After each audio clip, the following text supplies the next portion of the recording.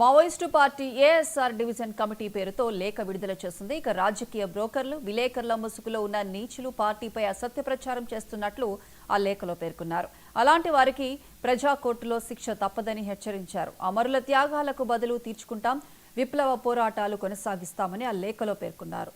భూస్వామ్య పెత్తందారుల కబడ్దార్, మీ ఆగడాలను కూకటి వేలతో సహా పెకిలిస్తాం, విప్లవోద్యమం కొనసాగిస్తామంటూ భారత communist party Maoist Alluri Sitaramaraju division committee లేఖలో వివరించింది.